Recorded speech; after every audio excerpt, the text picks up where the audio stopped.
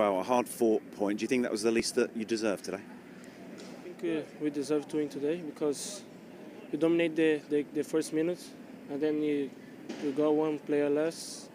But anyway, we show our power, we score, we concede because it's always tough to play against them with one player less. But it's a good result in the end. The energy levels, the pressing, the attitude seemed to be first class from the first moment today. Was a sharp start always the plan? I think when we players play with the fans, it's always better. So today, I think the connection between the fans and the players was very good. So that's why I think we start like that.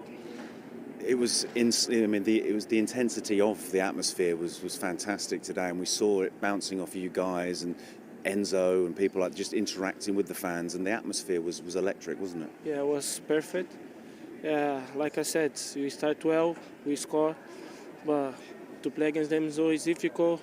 We concede, but it was a good result in the end.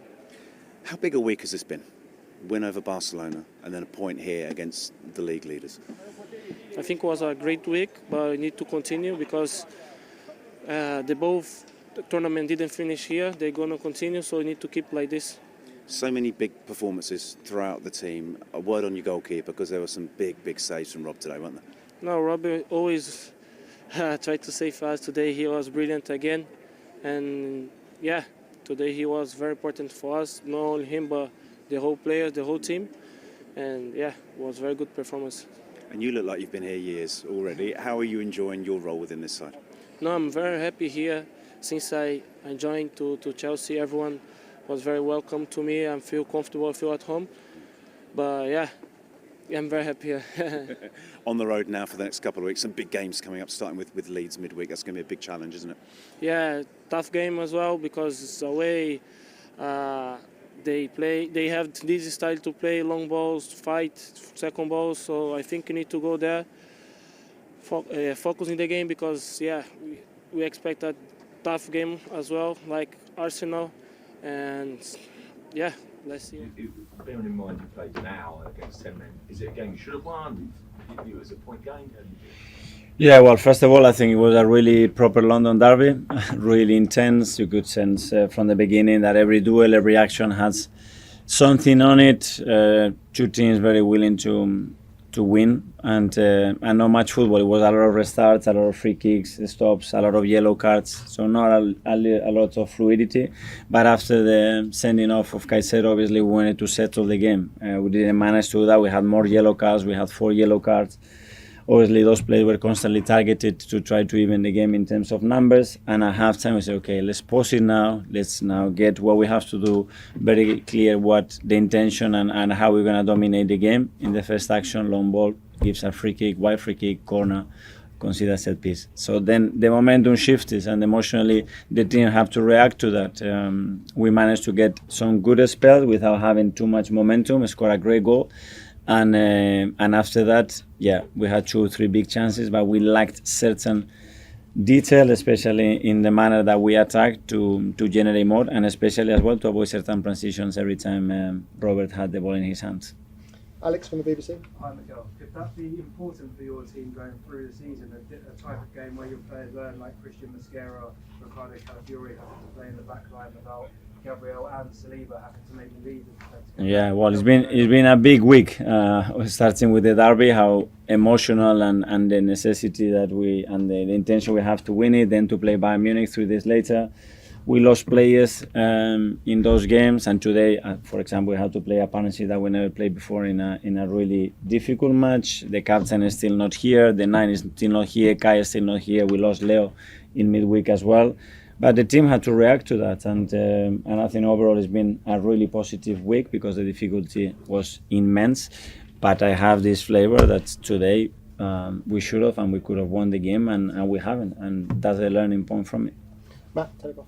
Mikel, just on that, picking up that theme of the week, do you feel there were sort of some tired minds and bodies out there today? Well, we played every 2.5 days. Today we had one less day than Chelsea to prepare that, and on top of that, we lost players. But is the schedule now? We're gonna have to play Wednesday for sure, and every 3 days. So yeah, it drags you on. It was a lot at stake, and there were two very, very in-depth matches. But that's the beauty of it as well. Not many clubs had the opportunity this week to play the games that we have played, and I'm extremely proud of the team.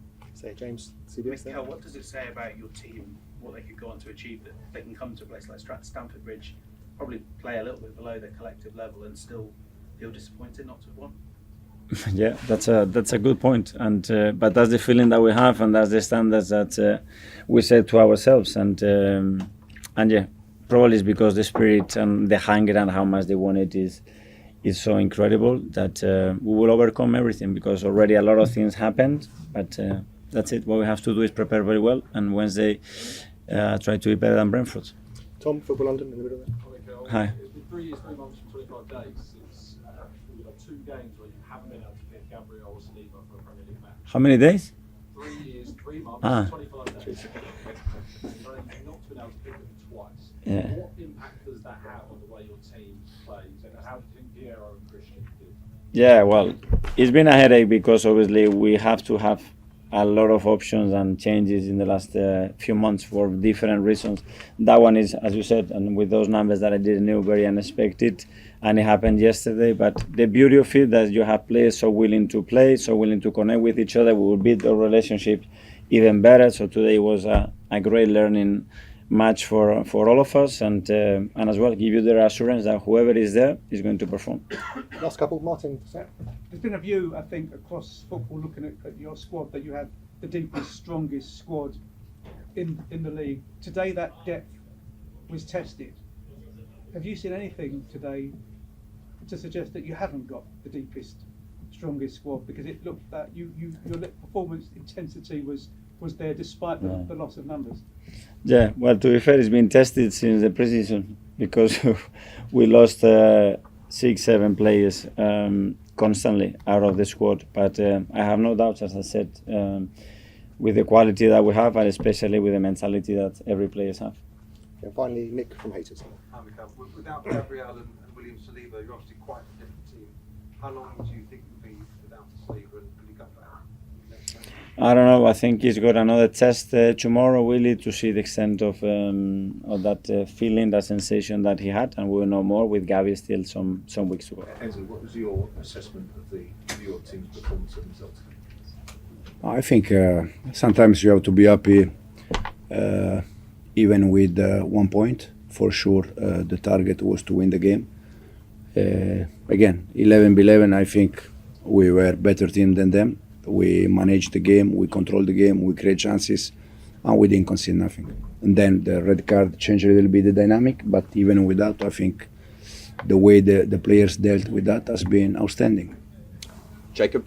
Enzo, you said in, I think, October, after the United and Brighton games, one of the things that you wanted to learn how to do better was how to react after it went to 10 men. I mean, today it felt like it was totally different. Your decision to break the raid, no real change after the red card. Is that something that you're conscious of today? I think, again, Man United game, the change was because Man United, they attack with 5 players. They attack in different way compared to Arsenal. So I know that's most of the time, you judge because of the result. We changed, we lost, so it was bad change tonight. But it's every time we do something is because in that moment we consider that is the right thing to do. And then sometimes works, sometimes no. But for sure the way the players, they dealt with 10 players, the effort. I told them half time, we need to double the effort, and they were outstanding. Simon. Sorry. Sort of two-fold question from me. On one hand, how key, talking about playing 10 players, how key though was Rob Sanchez in terms of keeping that sort of collective going? And secondly, Reece James, another phenomenal performance. Can he do that again on Wednesday night without Kasai? No. Yeah, it's no. The reality is no. Robert was very good. when you are with 10 players against Arsenal, for sure, if you want to take a point or win the game, you need some special performance, like Robert, like Reece, as you said. So we are very happy with the Robert performance. Reece, now serious, his performance has been fantastic, top. Now we have game on Wednesday. For him, very good. That we need to manage him. We need to control. We need to, control a little bit his situation. But it was very good tonight. Nizar? Hi, Enzo. Just wanted to ask you about Reece James said in his interview after the match that he thought it could have been 10 versus 10, and I wondered if he thought maybe Piero Hincapié could have been sent off because he seemed to hurt Chalobah. Yeah, I think Reece is right, but they decide. I just said there. They asked me about my red card. It's a red card, but why Bentancur against Reece was not red card? Spurs away. So us as a manager, we struggle to understand why they judge in different way. Mo, it's red card, yes. Bentancur is red card, yes. Why they don't give them red card? So it's just that we struggle to understand. Then it's red card. The reality is that it's a red card. But why they judge in different way? And the Trevor one, I asked the referee, he said to me that was not elbow. So this is what they said. Yes, black eye is here like this. It was with ice half time. It was with ice, but they judge in different way. Davide? Charles, the way you play today, which is the thing you're most proud of? For sure, the effort of the players. Arsenal, they are top of Premier League, top of Champions League, best defender in the Premier League, probably best defender in Champions League. So in this moment, they are the best team. And I think 11-11, we were better than them. And then with 10 players again, changed the dynamic. So the effort from the players has been outstanding. Peter? Hi, Enzo. Do you think the performance level today, perhaps even more so considering it was with 10 men against Arsenal, who everyone was seeing as the front runners for the league, has that changed your perception of your own team and where they are at the moment? I think once again, sometimes I think I'm a little bit bored in terms of boring. I have to say again the same. If in February, March we are where we are now, we're gonna be for title. But we are still, end of November, December. Now we are Leeds away Wednesday. It's a very difficult game, so you need to, to be there every time. But for sure, Arsenal tonight, Barcelona the other day, Liverpool, PSG, or these kind of games, for sure, they give to the players, the confidence to grow and to believe. This is Sport Lab Channel bringing you full post-match reaction from Stamford Bridge, where Chelsea and Arsenal played out a dramatic 1-1 draw. A red card, 2 second-half goals, and a relentless battle for control defined a derby that delivered tension from the first whistle to the last.